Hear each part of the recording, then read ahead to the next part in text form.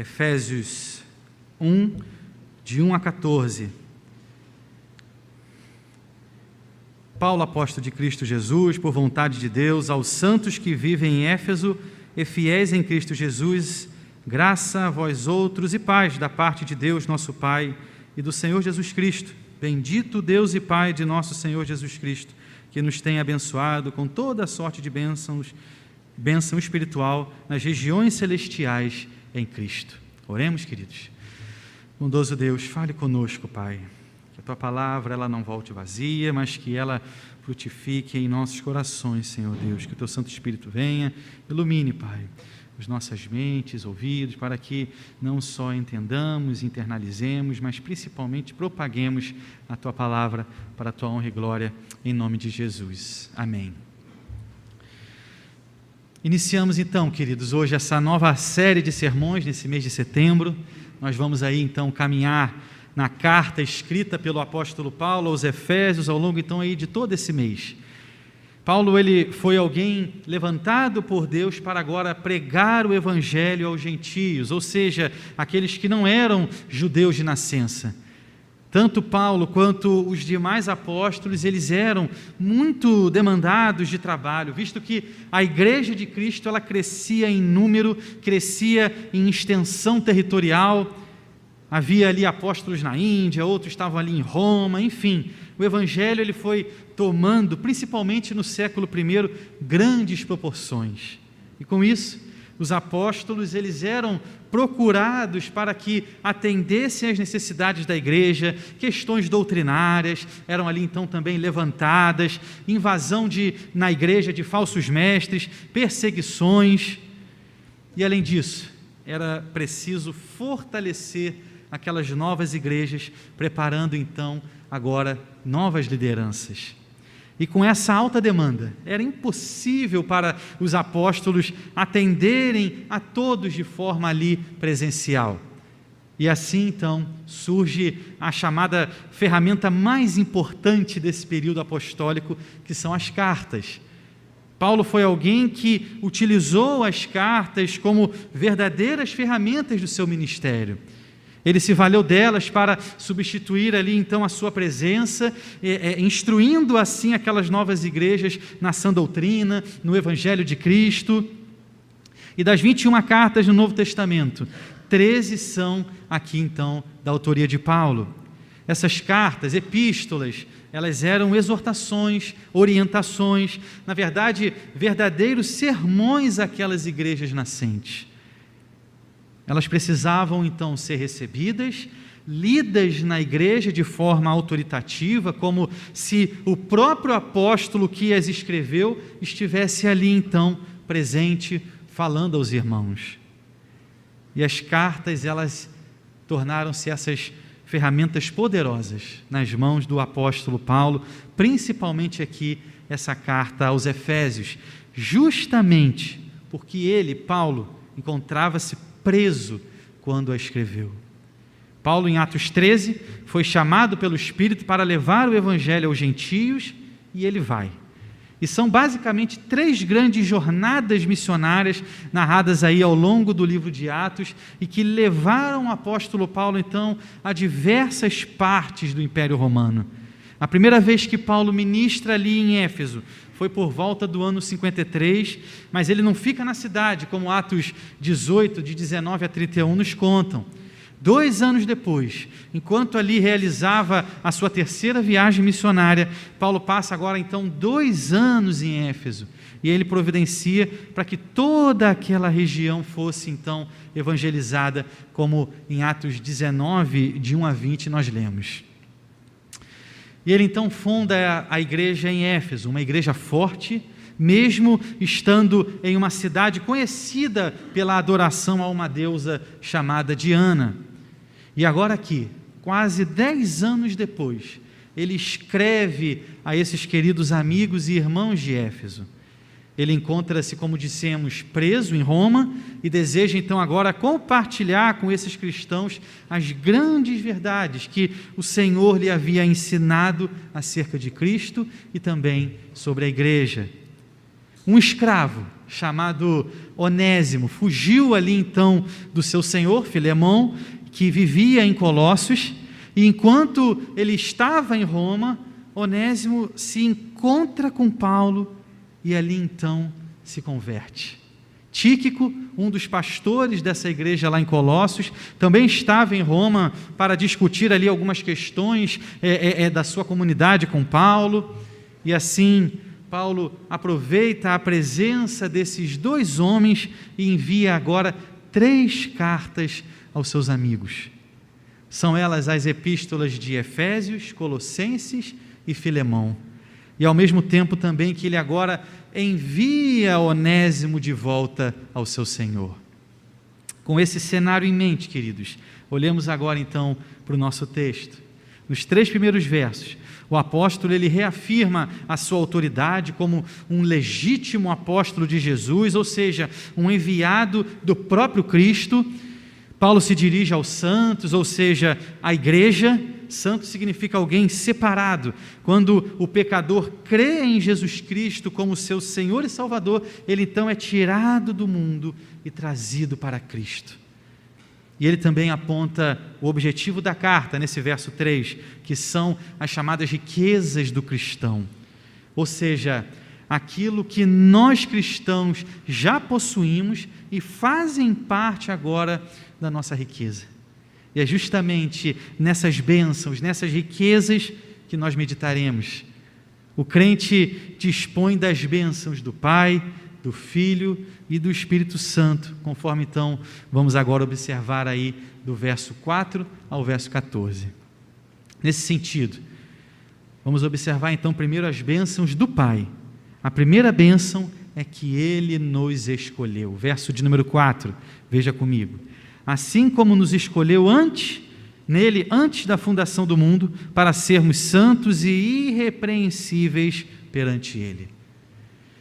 Observamos aqui, queridos, a chamada doutrina da eleição. Como sabemos, a salvação ela começa em Deus e não em nós. João 15,16 afirma: não fostes vós que me escolhestes a mim, pelo contrário, eu vos escolhi a vós outros. Ou seja, o pecador ele não procura Deus, mas Deus em seu maravilhoso amor é quem procura o pecador. Lucas 19, verso 10 nos diz assim: porque o Filho do Homem veio buscar e salvar o perdido. Deus nos escolheu, queridos, como afirma esse verso de número 4, antes da fundação do mundo. E a nossa salvação deve-se agora exclusivamente à sua graça, e não a algo que eu ou você tenhamos feito. Ele nos escolheu em Cristo, não em nós mesmos. E essa salvação, sem dúvida, tem um propósito, como diz aqui o verso de número 4, para sermos santos e irrepreensíveis, isso é, separados por Ele e para Ele, para vivermos nesse mundo como, e aí o termo é esse, como um sacrifício sem mancha ou defeito, que é o significado aqui dessa palavra irrepreensível na língua original. Ou seja, ao mesmo tempo que é um grande privilégio, é também uma grande responsabilidade. A segunda bênção é que Deus nos adotou. Verso de número 5, nos predestinou para Ele, para a adoção de filhos por meio de Jesus Cristo, segundo o beneplácito de sua vontade. Paulo ele afirma nesse verso que Deus nos predestinou. Predestinar significa, na verdade, dar previamente um destino. O apóstolo, ele então aqui louva ao Senhor que decidiu o nosso destino antes da fundação do mundo. Não temos, queridos, o nosso próprio destino nas mãos. Nós, criaturas feitas por Deus, fomos então predestinados para sermos filhos, ou seja, para vivermos como filhos de Deus. E ser filho é um grande privilégio recebido, sem mérito algum de quem recebe. Nenhum de nós escolheu de quem seria filho. Simplesmente nascemos aí em uma determinada família e da mesma forma, não escolhemos ser criados, muito menos feitos filhos de Deus. Somos filhos de Deus somente por sua exclusiva vontade. E mesmo assim, mesmo escolhidos para sermos filhos, não somos como Jesus, o único filho que procede do Pai. Cristo é o chamado unigênito do Pai, o único gerado. Já nós somos filhos adotivos do Pai. Fazemos então parte da família de Deus unicamente pela obra preciosa de Jesus Cristo, o Filho. Por isso que o apóstolo então nos afirma que somos de fato filhos adotivos. E da mesma forma, queridos, que uma criança adotiva está ali sob a guarda, sobre a proteção de pais adotivos e são vistas por eles como verdadeiros filhos, assim somos nós também para com Deus. Não somos mais vistos como éramos antes da adoção. Por isso, a bênção da adoção implica também, novamente aqui, em responsabilidade. Deus não nos mima, mas nos disciplina para o nosso bem. Ao mesmo tempo que Ele nos predestinou como filhos, verso 5, Ele também nos escolheu para sermos santos, verso de número 4.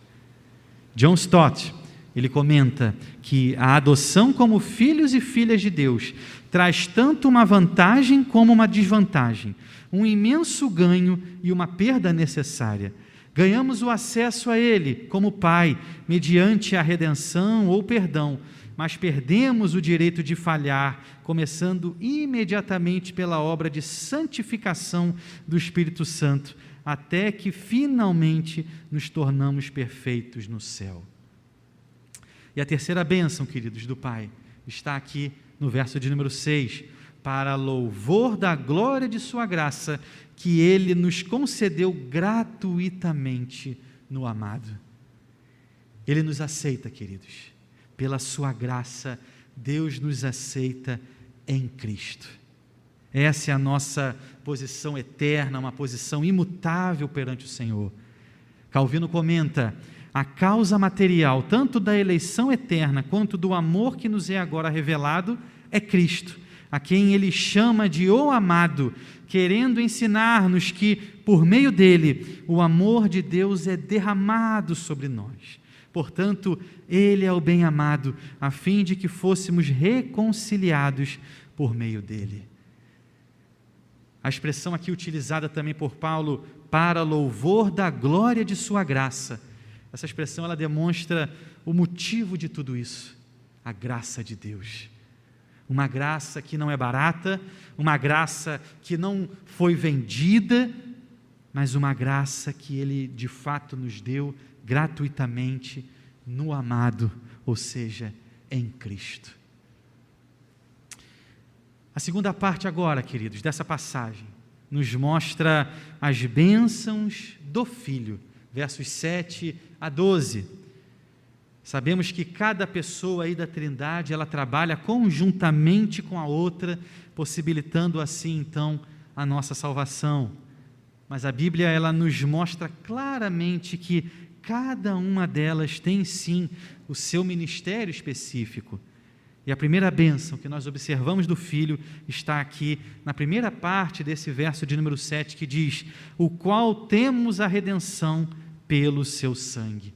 Ou seja, Ele nos remiu. E esse verbo remir significa comprar e libertar mediante o pagamento de um preço. No Império Romano, queridos, havia ali cerca de 6 milhões de escravos que eram comprados e vendidos como se fossem verdadeiros objetos. Mas era possível se comprar um escravo com o propósito de então libertá-lo. E foi justamente isso que Cristo fez por nós. Pagou com seu próprio sangue e assim então nos libertou da escravidão do pecado. A outra bênção do Filho é que Ele também nos perdoou. A segunda parte desse verso 7 nos diz: a remissão dos pecados segundo a riqueza da sua graça. E aqui esse verbo também, para perdoar, significa levar embora. É a ideia daquele sumo sacerdote levando para o deserto o bode expiatório no dia da expiação. Primeiro, o sacerdote, ele sacrificava um dos bodes e agora aspergia aquele sangue diante de Deus sobre o propiciatório, e depois ele confessava os pecados de Israel, enquanto então colocava as mãos sobre o outro bode, que depois era levado ao deserto para nunca mais ser visto. Ou seja, Cristo morreu, queridos, para levar os nossos pecados embora, a fim de que nunca mais eles sejam vistos. Salmo 103, verso 12, nos diz: quanto dista o oriente do ocidente, assim afasta de nós as nossas transgressões. João Batista, ao ver Jesus, afirmou: eis o Cordeiro de Deus que tira o pecado do mundo. Não há, queridos, mais acusação registrada contra nós, porque os nossos pecados então foram assim levados embora pela maravilhosa graça de Jesus. E a terceira bênção do Filho está registrada aqui dos versos 8 a 10. Que Deus derramou abundantemente sobre nós em toda a sabedoria e prudência, desvendando-nos o mistério da sua vontade, segundo o seu beneplácito, que propusera em Cristo, de fazer convergir nele, na dispensação da plenitude dos tempos, todas as coisas, tanto as do céu como as da terra. Cristo nos revela agora, queridos, a vontade de Deus. E essa carta aos Efésios, ela trata em muitos momentos sobre essa questão do plano de Deus para o seu povo. Um plano que não era necessário, plenamente compreendido. E essa palavra, esse termo que é utilizado aqui, mistério, não tem a ver com alguma coisa ali sinistra, mas sim refere-se a uma espécie de segredo sagrado que estava oculto, mas que agora é revelado ao povo de Deus. É como se nós cristãos fizéssemos ali parte desse círculo mais íntimo de Deus. Sabemos desse segredo, de que um dia Deus unirá todas as coisas em Cristo. Com a entrada do pecado no mundo, tudo encontra-se em plena deterioração. O pecado, ele causa isso, uma verdadeira separação. O homem foi separado de Deus quando pecou no Éden, depois separado do próprio homem quando Caim vem e assassina o seu irmão Abel. O pecado continua a causar separação por toda parte, mas em Cristo Deus reunirá todas as coisas, e nós fazemos sim parte desse plano maravilhoso. E a quarta bênção do Filho é que Ele nos fez herança, versos 11 e 12, diz o texto: nele digo, no qual fomos também feitos herança, predestinados segundo o propósito daquele que faz todas as coisas, conforme o conselho da sua vontade, a fim de sermos para louvor da sua glória, nós, os que de antemão esperamos em Cristo. Além dessas bênçãos, queridos, presentes, como redenção, perdão dos pecados, iluminação, discernimento, sabedoria, nos foi concedido também o direito a uma glória futura. Fomos feitos herdeiros, queridos. Herdeiros aqui são aqueles que, sem contar com qualquer mérito pessoal, recebem então o direito a todas as bênçãos relativas à salvação em Cristo Jesus. Como igreja, somos o próprio corpo de Cristo, seu edifício, sua noiva. Somos co-herdeiros com Cristo, como então nos afirma Romanos 8,17, assim: ora, se somos filhos, somos também herdeiros, herdeiros de Deus e co-herdeiros com Cristo. Se com Ele sofremos, também com Ele seremos glorificados. E chegamos agora então às bênçãos do Espírito Santo, versos 13 e 14. Os cristãos efésios ali, eles estavam testemunhando a ação do Espírito Santo em suas vidas e, claro, Paulo agora trata também dessa questão com eles. E a primeira bênção do Espírito Santo é que Ele nos selou.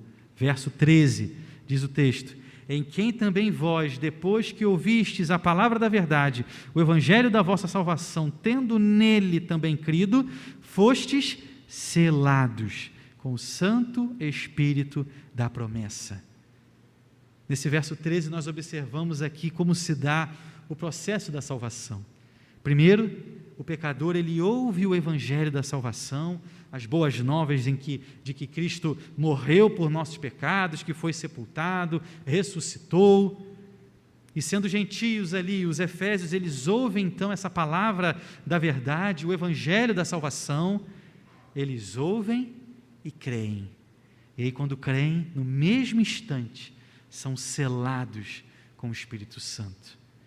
É isso que significa então essa expressão, tendo nele também crido. Eles receberam o Espírito no mesmo instante em que creram em Cristo. E o que seria então, queridos, esse ato de selar realizado aqui pelo Espírito Santo? Quando os documentos eles precisavam de uma marca oficial que garantisse a sua autenticidade, a sua propriedade ou até mesmo a sua autoridade, era colocado ali um selo real. O rei tinha ali em seu anel um brasão, uma inicial, algo que o identificasse, e assim, selando aquela correspondência, validava os seus decretos, realizava transações, marcava ali a sua propriedade. Deus colocou, queridos, o seu selo em nós, nos comprou e agora nós somos dele. Como cristãos, nós temos a segurança, nós temos a proteção do Rei dos Reis e Senhor dos Senhores. E a última bênção, queridos, apresentada em nosso texto, encontra-se aqui nesse verso de número 14. Qual é o penhor da nossa herança, até ao resgate da sua propriedade, em louvor da sua glória. Ele nos deu um penhor. No tempo de Paulo, penhor significava uma espécie de pagamento de entrada, para garantir então ali a compra final de um bem, de uma propriedade. Como hoje, por exemplo, quando na compra aí de um imóvel, é como se Paulo nos dissesse que o Espírito Santo é a primeira parcela e garantia de Deus a seus filhos, de que Ele sim terminará a sua obra, nos conduzindo para a glória. É como uma garantia de que, de fato, as promessas serão cumpridas. Como que uma aliança de noivado. O nosso relacionamento com Deus é um relacionamento de amor. Enquanto Cristo é o noivo, a igreja é a noiva. Ele voltará para tomar então a sua noiva para si, pois foi essa promessa que Ele nos fez e deu o próprio Espírito Santo como garantia disso.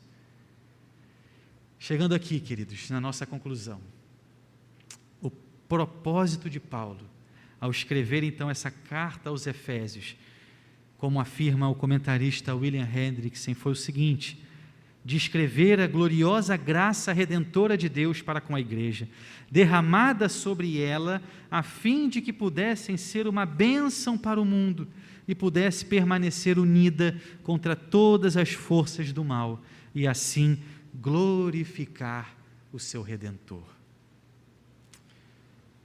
Por que Deus o Pai nos escolheu, nos adotou e nos aceitou? Por que Deus o Filho nos redimiu, perdoou, revelou a nós a vontade de Deus e nos fez herança? Por que o Espírito Santo, queridos, nos selou e também se tornou garantia das nossas bênçãos? Tudo isso para louvor da sua glória. Que vivamos uma vida assim, unicamente para louvor da glória do nosso Deus. Amém? Vamos orar? Feche seus olhos, curve a sua fronte. Nesse texto que nós trabalhamos, fica muito evidente que o povo do Senhor é um povo abençoado.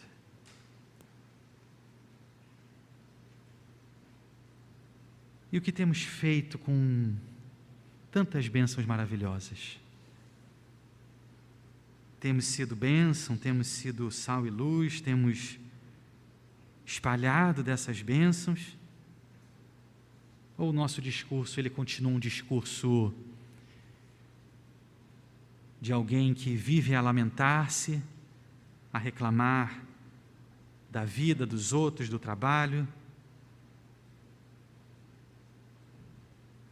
Para nós é uma alegria e um grande privilégio sermos alvos desse cuidado, desse amor, dessa proteção.